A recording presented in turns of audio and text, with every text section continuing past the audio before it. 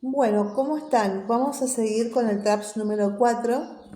Habíamos quedado en vías de transmisión del síndrome hemolítico, urémico hemolítico. Bien, las vías de transmisión del síndrome urémico hemolítico son la carne mal cocida, jugo de carne cruda, leche y jugos envasados y pasteurizados, aguas contaminadas, contacto directo con animales de campo, contacto a través de manos, superficies y utensilios poco higienizados, abordaje del niño con diarrea. Bueno, vamos a hacer un interrogatorio. ¿Cuánto tiempo hace que el niño tiene diarrea? ¿Cuál es el número y volumen de las deposiciones? Si hay sangre en las heces, si hay fiebre y o vómitos, la cantidad de vómitos, la orina, qué tipo y cantidad de líquidos fueron aportados, qué tipo de alimentos recibió y en qué forma, si recibió algún tratamiento como medicación sintomática, antibióticos, acetilsalicílico, infusiones caseras, etc. Hay otros afectados en el entorno, por ejemplo, hogar, escuela, jardín, comedor, etc. Después, el segundo paso en el abordaje es el examen físico completo, priorizando el estado de hidratación, semiología abdominal y el estado nutricional.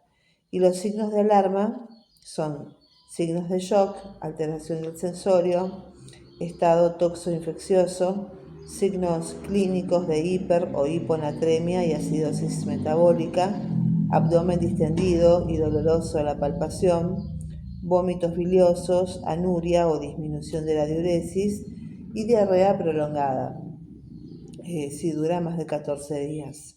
Se pueden identificar tres tipos de diarrea aguda. La diarrea aguda sin deshidratación, diarrea aguda con deshidratación y diarrea aguda con sangre. Y esta diarrea con sangre requiere un seguimiento más cuidadoso del estado clínico. Controlar cada 24 horas para la pesquisa temprana de complicaciones. En pacientes ambulatorios no está indicado el tratamiento antibiótico. Si presenta cuadro de compromiso del estado general o disentería, si es grave hay que derivarlo al hospital y si se acompaña de palidez y oligoanuria, se debe sospechar síndrome urémico hemolítico y derivar al hospital.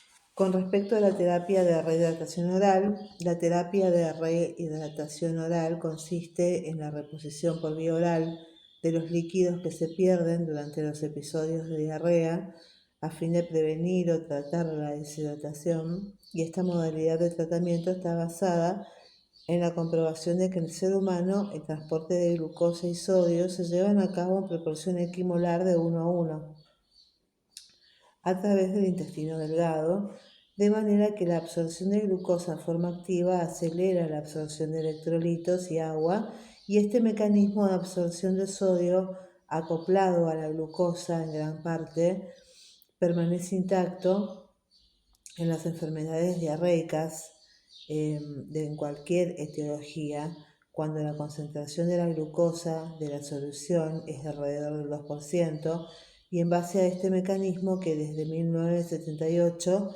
la Organización Mundial de la Salud y UNICEF recomiendan una fórmula de glucosa barra electrolitos con una concentración óptima de sus ingredientes como única solución para la hidratación oral. La composición de las sales de rehidratación oral de la OMS son cloruro de sodio, cloruro de potasio, citrato de sodio, glucosa, con un total de osmolaridad de 311. Las sales de rehidratación oral están disponibles con diversos sabores que no modifican la composición ni la osmolaridad de la fórmula. Bien, las características de las sales de rehidratación oral. Tenemos la equimolaridad glucosa barra sodio. En esta la absorción de sodio a nivel del intestino delgado requiere de un sustrato. En las sales, la Organización Mundial de la Salud, el sustrato es la glucosa, la concentración sodio-glucosa prácticamente equimolar, permite una rápida absorción de sodio, lo que produce una rápida y adecuada expansión del espacio extracelular. La concentración de sodio. La concentración de 90 mg por litro permite una mayor absorción de sodio, con lo que aseguran que una más rápida expansión del espacio extracelular, una mejor corrección de sodio en casos de deshidratación hipotónica y una disminución más lenta de la tonicidad plasmática en las hipernatrémicas. Si bien su concentración de sodio ha sido cuestionada, es fisiológicamente acertada y clínicamente segura. Con soluciones más hipotónicas, la deshidratación se corrige más lentamente. La concentración de glucosa. La reducción del contenido de glucosa al 2% en comparación con antiguas soluciones asegura su absorción cualquiera sea la etiología de la diarrea. Concentraciones mayores de glucosa llevarían, en algunos casos de diarrea de afectación grave de la mucosa, a una absorción incompleta, creando efectos osmóticos adversos que reducirían la eficacia de la solución. Y en estos casos se produce una mayor pérdida acuosa ácida con recurrencia de deshidratación. Con respecto al bicarbonato y el potasio, la concentración de bicarbonato permite corregir acidosis leve o moderada que acompaña a la deshidratación. Si la presentación trae citrato de sodio, este se transforma en el organismo en bicarbonato. La cantidad de potasio que aporta suele ser insuficiente, especialmente en cuadros con pérdidas fecales abundantes, por lo que se debe considerar la indicación de alimentos ricos en potasio. Con respecto a la osmolaridad semejante a la intestinal, esto permite que sean bien toleradas. Las sales de rehidratación no reducen el número de deposiciones. Este punto debe ser aclarado a los padres para que sean aceptadas. Ventajas de la terapia de rehidratación oral. Las ventajas es que primero una hidratación rápida y adecuada en el 90% de los casos con cualquier edad, grado de nutrición o etiología de diarrea, permite la alimentación temprana, previene la deshidratación y permite la hidratación rápida y adecuada en el 90 a 95% de los pacientes deshidratados con cualquier edad, estado nutricional o la etiología de la diarrea.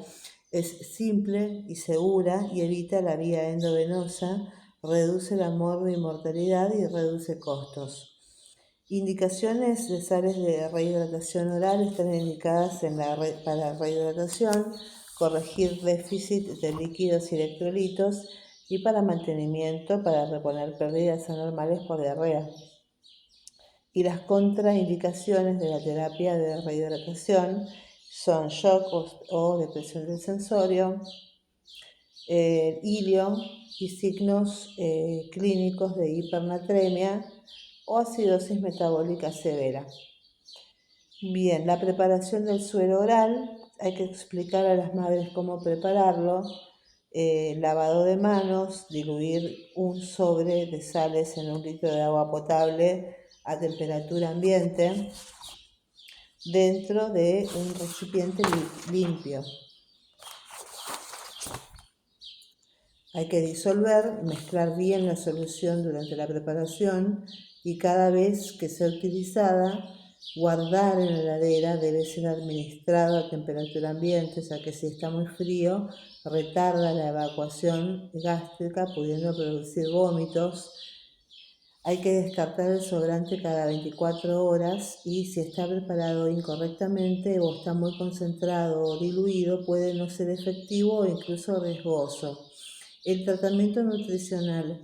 La alimentación en la enfermedad diarreica debe ser temprana, oportuna y adecuada, y la nutrición es fundamental en la enfermedad diarreica.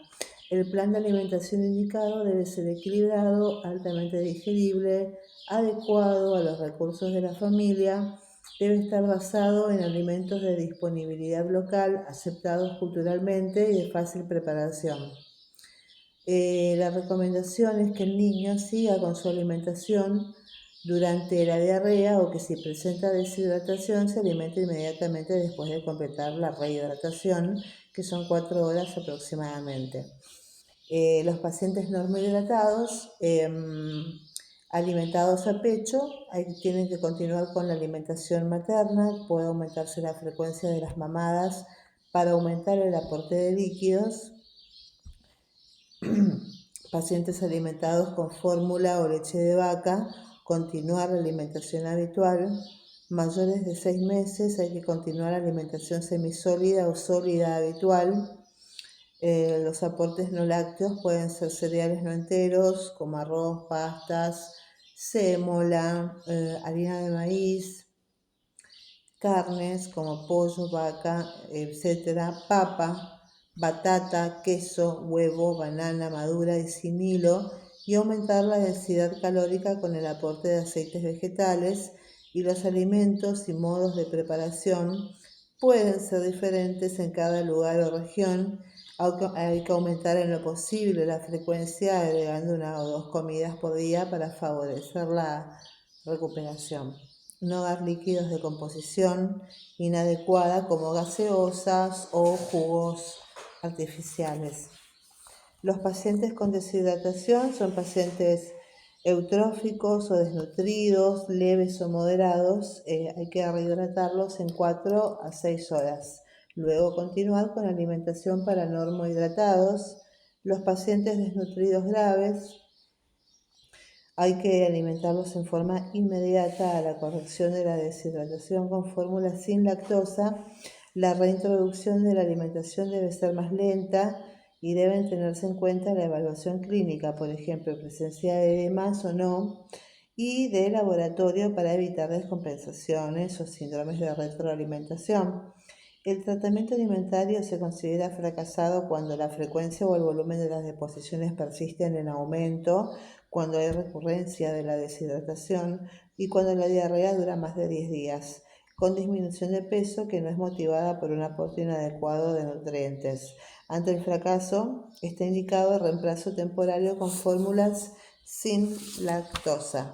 La realimentación oportuna durante la diarrea reduce la duración, severidad y el impacto nutricional adverso sobre el crecimiento del intestino y la preservación de sus funciones.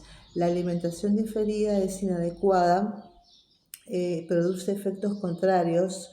El ayuno o la reintroducción lenta y progresiva con dietas hipocalóricas tiene importantes consecuencias sobre el intestino. El mantenimiento o renovación de las células de la mucosa intestinal depende del estímulo que proporcionan los alimentos. La concentración de las enzimas intestinales disminuye durante los periodos de ayuno o de alimentaciones hipocalóricas. Y a pesar de estas ventajas comprobadas, aún hay resistencia para adoptar este enfoque en el manejo del niño con diarrea por la preocupación de inducir una mala absorción.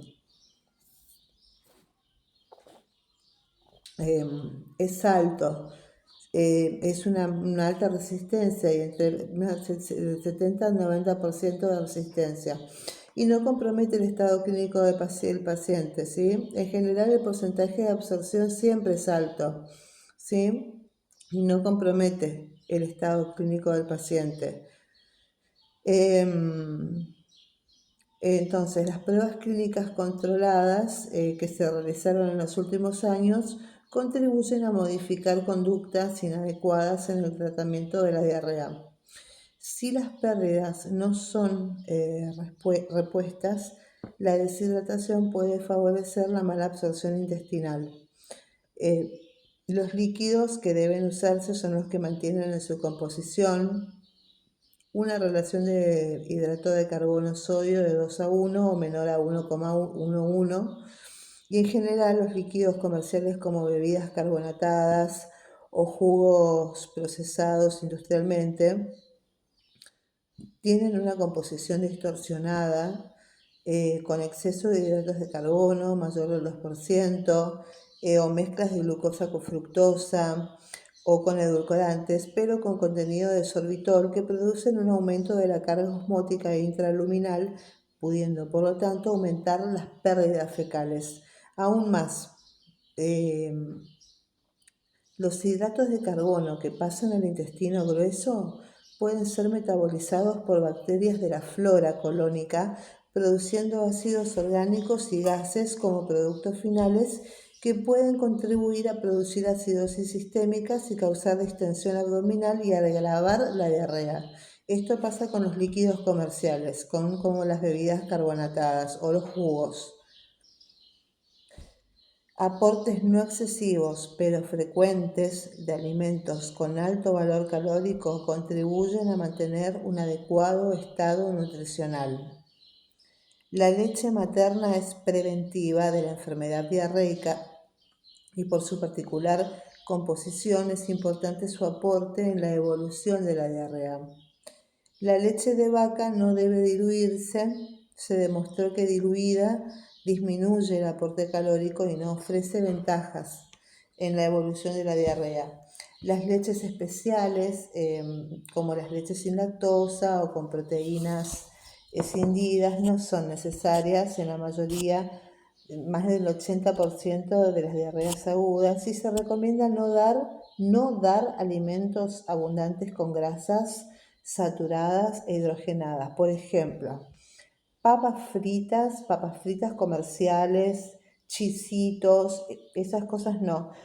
Productos ricos en azúcares simples, como por ejemplo galletitas dulces, alfajores, postres comerciales, golosinas en general, no darlos, ¿sí? No se recomiendan, y teniendo en cuenta la disponibilidad y el costo, debe saberse que en estudios clínicos controlados no se encontraron diferencias significativas entre el uso de leche de vaca versus el yogur. Es lo mismo, ¿sí? Bien, en la próxima, hasta acá llegamos. En la próxima vamos a ver la evaluación de la hidratación y el plan del tratamiento de la diarrea. Gracias.